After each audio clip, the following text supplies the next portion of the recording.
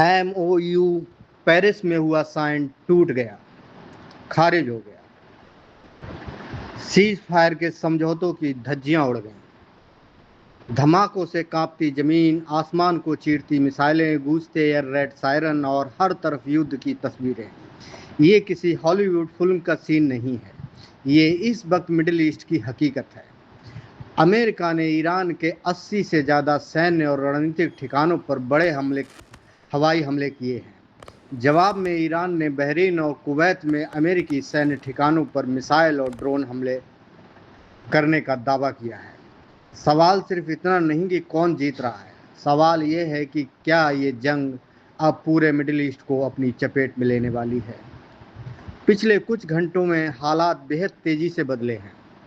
America का कहना है कि होर्मुज जलडमरू मध्य में व्यापारिक जहाज़ों पर हुए हमलों के जवाब में उसने ईरान के air defence system, command centre, radar station, anti ship missile ठिकानों और कई सैन्य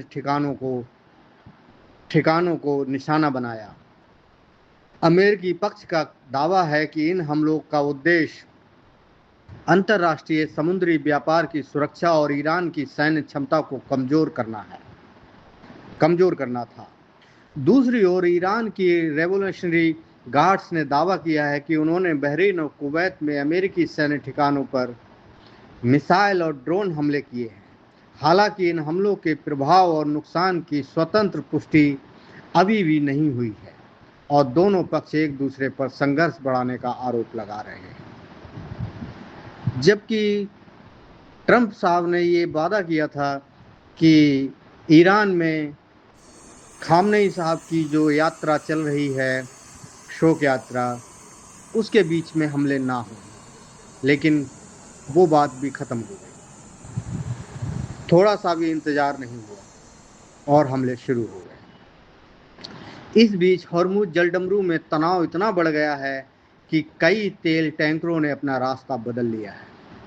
यही वो समुद्री रास्ता है जहां से दुनिया के तेल का बड़ा हिस्सा गुजरता है। अगर ये संकट और गहराता है तो तेल की कीमतें बढ़ सकती हैं, महंगाई बढ़ सकती है और दुनिया की अर्थव्यवस्था पर दबाव पड़ सकता है।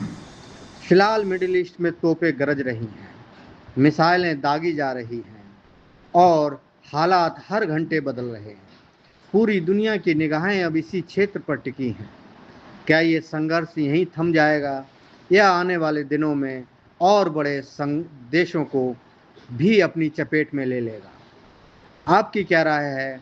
क्या ये सिर्फ एक जवाबी सैन्य कार्रवाई है या एक बड़े क्षेत्रीय युद्ध की शुरुआत? कमेंट में अपनी राय जरूर बताइए।